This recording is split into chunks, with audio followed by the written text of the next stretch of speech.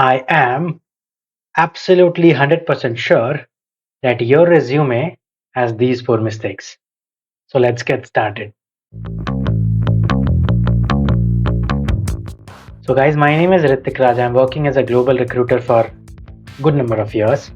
So let me tell you four resume mistakes that you guys are absolutely having in your resume that is killing out your chances.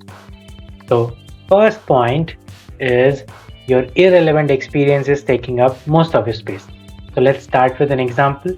So suppose you are applying for a data analyst role, but when recruiters are looking into your resume, they are hearing about you have won a 100-meter race in your school, you have won some sales related, debate related internship certificate, your hobby is singing, dancing, listening to music, and blah blah, so many things. I mean, congratulations for that. But here you have come for a data analyst role. So your data analyst experience, your data analyst skill set should be the main prime area of focus. So make sure that your resume is absolutely focusing on your relevant experience for which you are applying for the role. Second point, everything is on bold.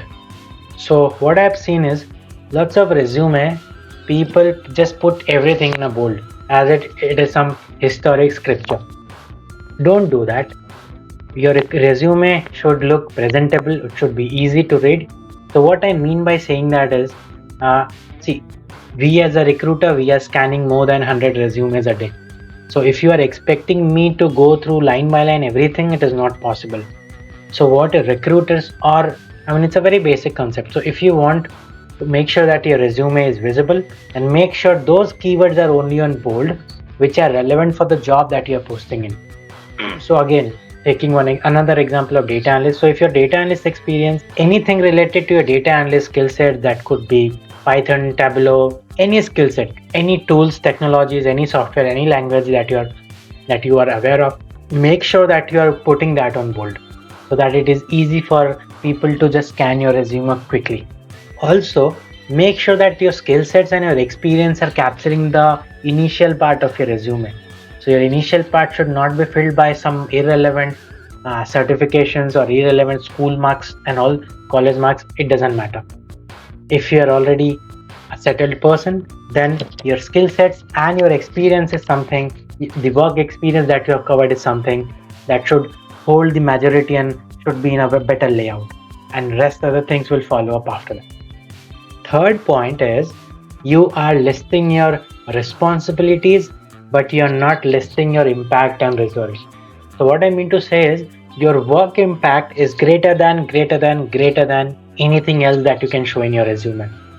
So if your resume is sounding like I have done this, I have done that, I have assisted in that, I have worked in this, blah blah blah, then congratulations, because you are exactly sounding like 500 more other applicants. So that is not going to work for you. It should be absolutely, your resume should only focus on the problems that you have solved, the promotions that you have got. You can also include the ownerships that you have owned. What are the things that you have owned in your work so far? What is the improvement that you have impacted, that your work has impacted in your company, in your current job, and in your team? So make sure that you're listing out your impact.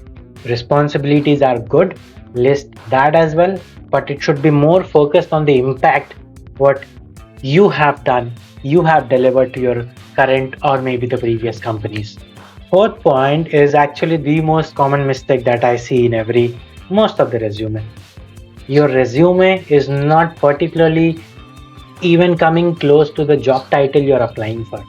So for example, if your current job title is operational executive and the resume or the job that you're applying for is business analyst, yeah, could be a thing that even with the designation of operational analyst, you are working as a business analyst, but your company is unable to give you the correct title.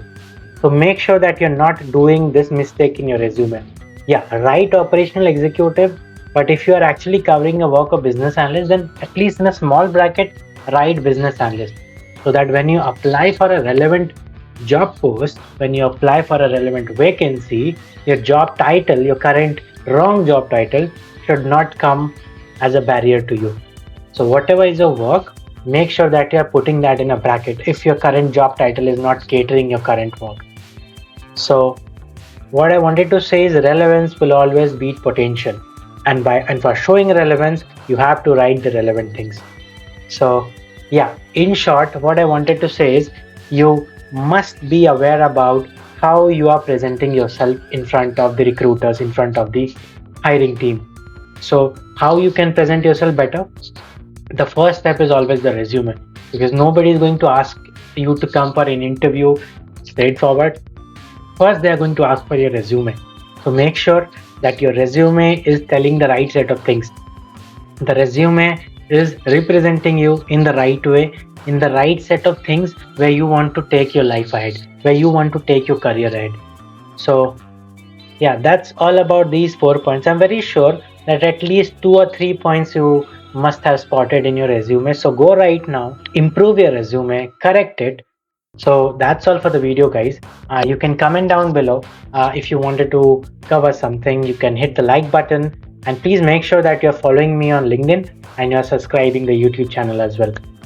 For more such HR related, unfiltered, job related contents, you can subscribe to the channel and make sure that you click on that bell icon as well, so that whenever I put any video, you get a notification.